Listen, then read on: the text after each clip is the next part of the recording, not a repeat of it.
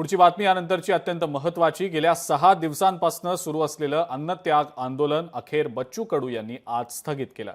2 ऑक्टोबरपर्यंत हे आंदोलन स्थगित करण्याचा निर्णय बच्चू कडूंनी जाहीरही केलेला आहे।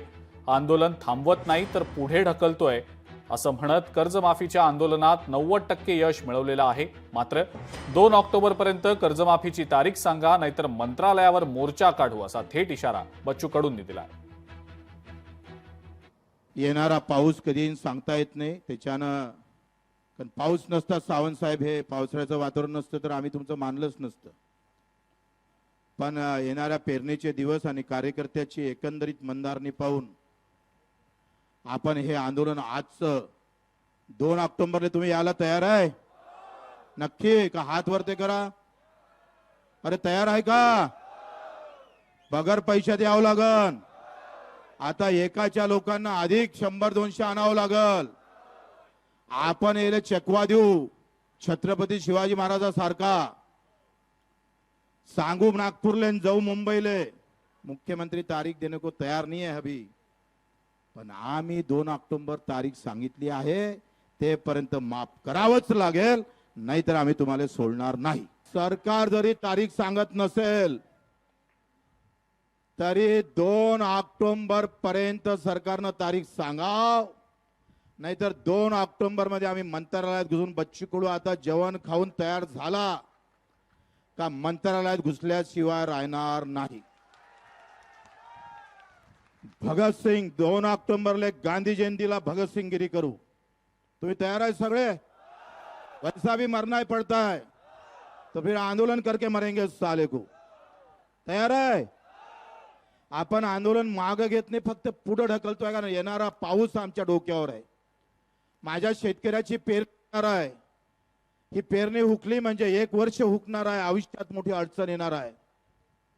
आणि कधी पाऊस पडन, कधी पेरणीवर जा लागन आणि कधी आंदोलनाचा शांत होईल सांगता येत नाही। अर्धी लढाई दिव्यांगांना लढली आहे भाऊ। अशा ह्या दीन दुबळ्यांना 1500 रुपये महिन्यात होत नाही सावंत साहेब।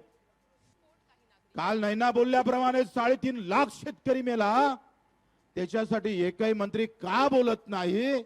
त्याच्यासाठी हा सवाल आहे। तो महाराष्ट्र आता शेतकरी आणि मजूर आणि दिव्यांगासाठी लढत आहे। हा या आंदोलनातला सगळ्यात मोठा विजय आहे।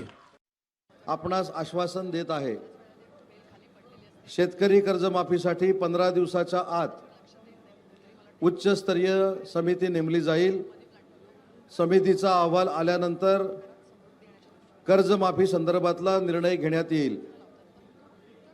तसेच थकीत कर्जदारांच्या सक्तीच्या वसुलीला स्थगिती देणे व नवीन कर्ज देणे या संदर्भामध्ये तातडीने बैठक लावून निर्णय घेण्यात येईल।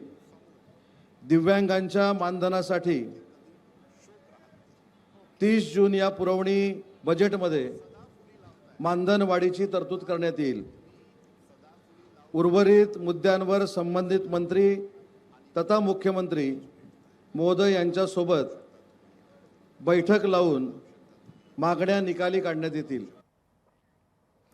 शेतकरी हा अन्नदाता मायबाप असून शेतकऱ्यांसाठी देवेंद्र फडणवीसांच्या मार्गदर्शनाखाली टीम अधिक जोमानं कार्यरत असल्याचं उपमुख्यमंत्री एकनाथ शिंदेंनी म्हटलंय।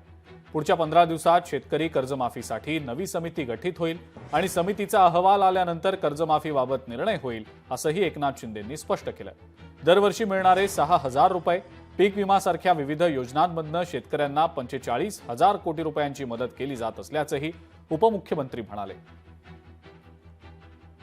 सर्व जे काही शेतकरी सन्मान योजना आणि या सगळं जर धरलं तर 45,000 कोटी रुपये गेल्या 2.5 वर्षामध्ये आम्ही शेतकऱ्यांच्यासाठी विविध योजना असतील, दरवर्षीचे 6,000 रुपये असतील, पीक विमा असेल, या माध्यमातून आणि त्यांना अनेक योजनांच्या माध्यमातून त्यांना आम्ही त्यांच्या मागे उभं राहण्याचं काम केलं होतं। आणि त्यामुळे शेतकरी हा केंद्रबिंदू आहे, शेतकरी हा महत्त्वाचा घटक आम्ही मानले। समितीचा अहवाल आल्यानंतर शेतकऱ्यांच्या कर्जमाफीबद्दल निर्णय घेतला जाईल। त्याचबरोबर जुनं जे कर्ज आहे नवीन देण्याच्या संदर्भात देखील किंवा जुन्याचं पुनर्गठन करण्यासंदर्भात देखील या ठिकाणी मुख्यमंत्री महोदय यांच्या अध्यक्षतेखाली एक बैठक होईल।